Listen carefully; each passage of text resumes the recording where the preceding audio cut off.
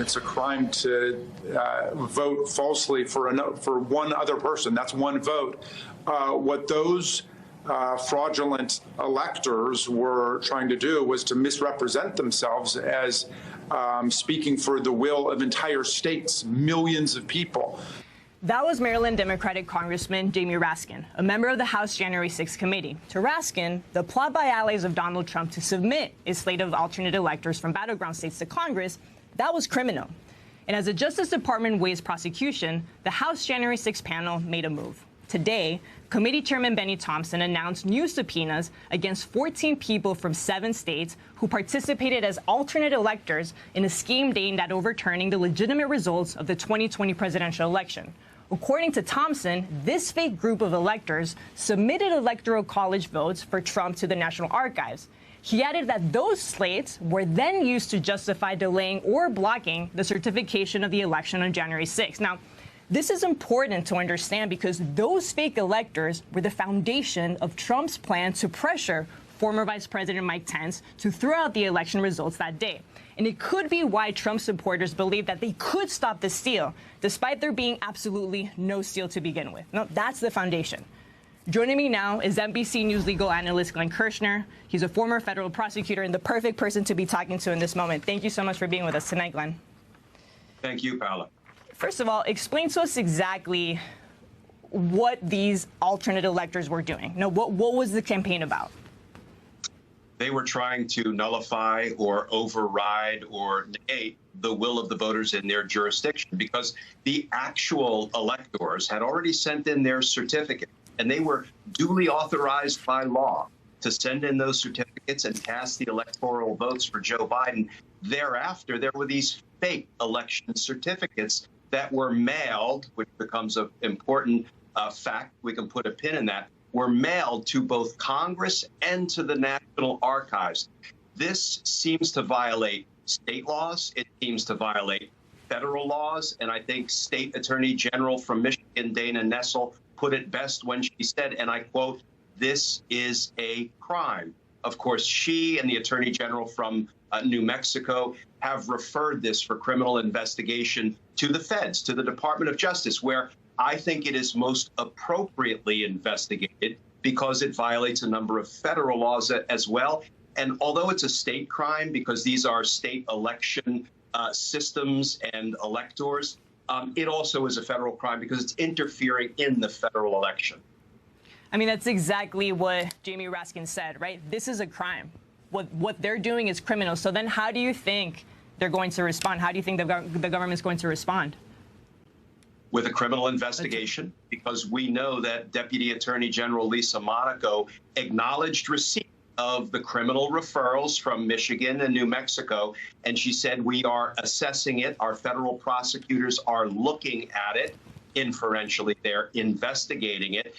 But here's the thing. Because this is a state crime and a federal crime, both jurisdictions can actually proceed with prosecutions. People often think of the double jeopardy clause in the Constitution prohibiting 2 prosecutions for one crime. But, Paula, that only applies to somebody who commits a crime and then one jurisdiction, like a federal court tries them twice, or a state court tries them twice after they've been convicted or acquitted.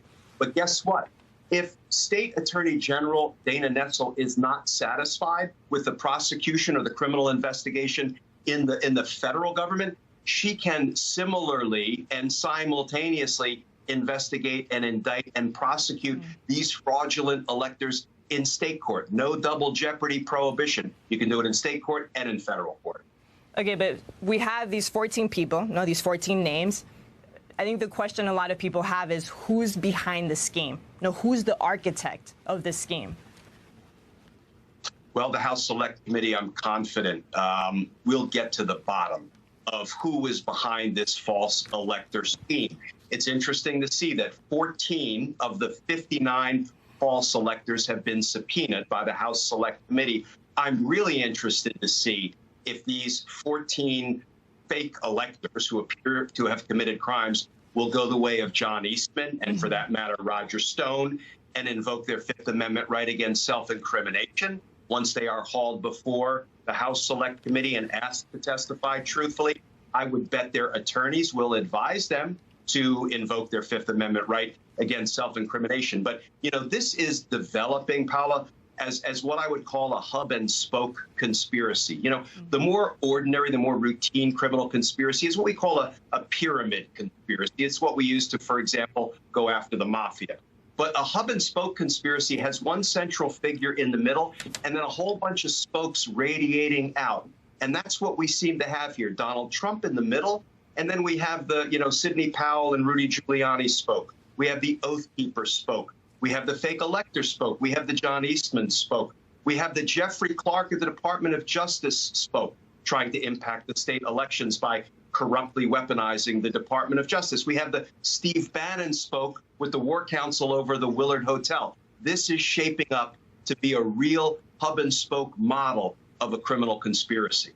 I mean, it really is crazy when I saw the names. You do this, you do these actions because you believe you can get away with it, right? So even if they're indicted, even if they're prosecuted, the fact that there's even a slight chance that they believe that this country could get to that point is completely astonishing. Glenn, in all of this, where does Mark Meadows fit in all of this? Well, we are on day 45 of the Mark Meadows indictment watch. And, you know, there would have been kind of a sweet karma if he were indicted on day 45, 45th president. But it looks like that's not going to happen now. What I think is really important in the Mark Meadows indictment calculation is that the Supreme Court recently cleared away the last remaining brush that might have been causing the Department of Justice to hesitate before indicting Mark Meadows when they rejected Donald Trump's claim of executive privilege. So I have a feeling the next thing we might see, and we should see, is an indictment of Mark Meadows because he inarguably committed the crime of contempt of Congress exactly as Steve Bannon did. Bannon's indicted. Meadows is not indicted yet. And really the only reason that he wouldn't be indicted is if there's a political calculation going on at the Department of Justice. Let's hope that is not what's driving their decision, and we see Meadows indicted soon. All the different pieces of the puzzle slowly coming together. We'll have a full, clear picture very soon. Glenn Kirshner, thank you so much for being with us tonight.